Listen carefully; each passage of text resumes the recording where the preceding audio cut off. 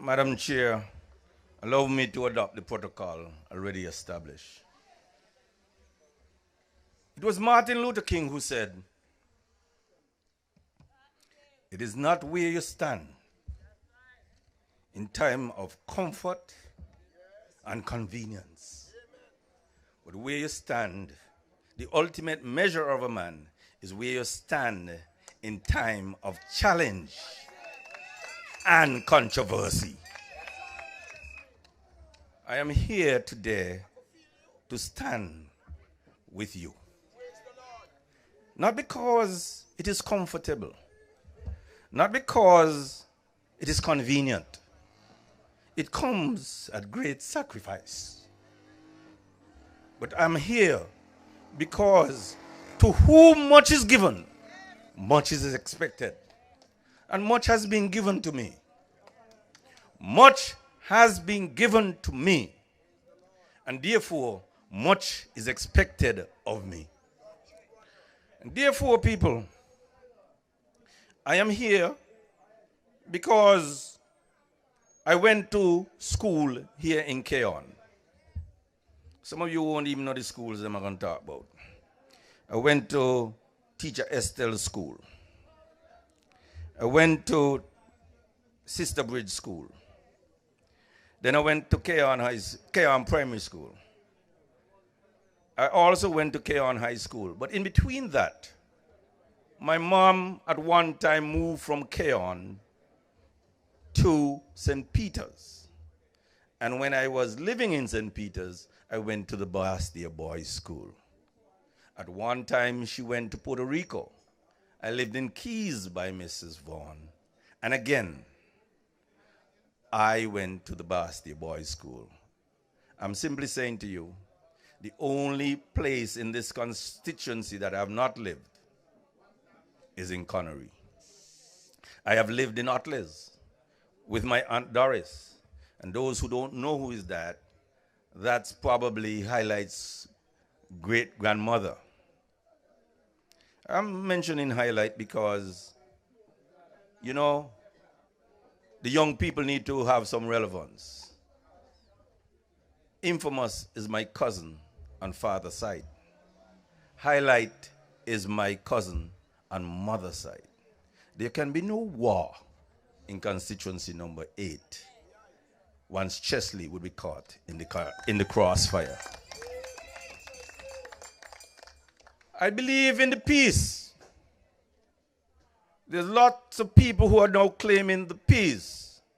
I believe in the peace because I believe in law, order, peace, and good government. Law, order, peace, and good government. It is the preamble of a country whose passport I just gave up. I am saying that because we are saying we have peace now that we are dealing with the young men who were caught up in that fray. But I want to say real peace includes those who lost their loved ones. There can be no real peace. And I am asking that there be peace and reconciliation.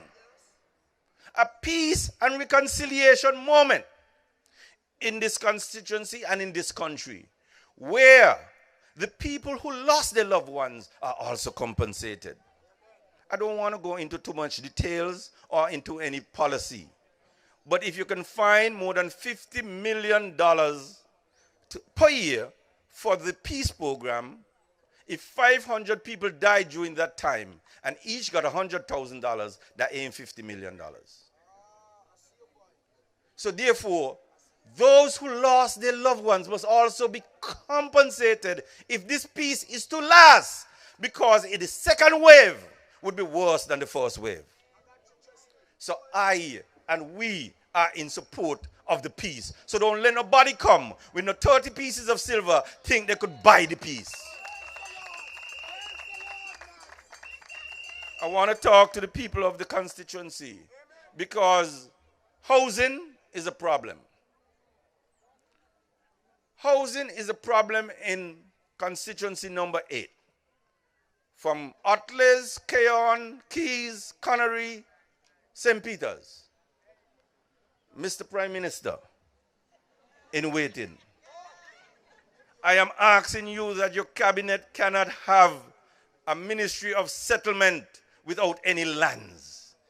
It cannot have no ministry of agriculture without any lands. So the Ministry of Sustainability has to have those things as part of it. Because in a cabinet, I do not want no minister of houses say he ain't got a land to build house. So I am basically saying, Keon and all of the communities in this, we need housing and we want no excuses.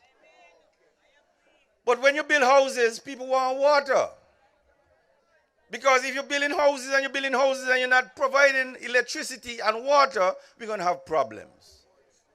I want us to solve the water problem once and for all, whether it means from the source or it means we're going to deal with desalination. Whatever it takes, we need to solve the water problem in Keon and in this community. Please, I beg. Education. We need education. We need scholarships. We need to make sure that everybody can get the education they want. But Mr. Prime Minister, again, student loans coming through Development Bank can be 9 and 12%. Please. You cannot tax our best brains and minds at 12% interest. If we are to be a nation going forward and a person take a loan for $200,000 or whatever to do their schooling, by the time they don't pay off 12%, how are they going to afford a house? How are they going to then send the children to school? Please, allow the people to get the 40 acres and the mule by being able to access education, and therefore they can be part of the higher earning population in this country. So therefore, development bank loans cannot and should not be at 9 and 12% when we have billions in the SIDF. I am simply saying we have to look at our sporting facilities. In this community, everybody know how to say, Keon, man and ball, ball and man. Okay? But I can't do that now. Because I got to do that for Canary. And I got to do that for St. Peter's. So when they play, they're going to say, let's go constituency number 8. No matter which team playing, I'm going to say, let's go constituency number 8. Because it is important that we support all of our sporting teams and clubs in this community. And with me being there, you know they're going to get support. Let me say this. Don't forget when they try to throw Canary out of the league. Don't forget it. It was Natasha Gray. It was Natasha Gray who stood up. Natasha Gray who stood up. Who stood up for the people and the community of Canary. Natasha Gray. No other lawyer. So that the people of Canary could enjoy the team and the club still in the Premier Division. And that is called representation. Representation.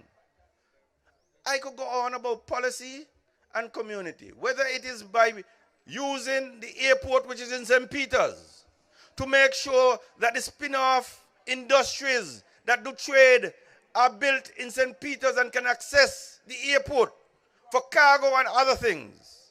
So that the people in St. Peter's do not have to always go to Bastille or to the Southeast Peninsula or other places for jobs, but they can find jobs in the community. The industrial park in Canary, where Scott is building his stuff, we got to make sure that more properties and more buildings and opportunities for employment are built in that area so that the people of constituency number 8 and Connery can find employment without having to go to Bastille. I am simply saying to you, we want jobs in our community. We want housing in our community. We want our people uplifted. But it's about the policy and the process.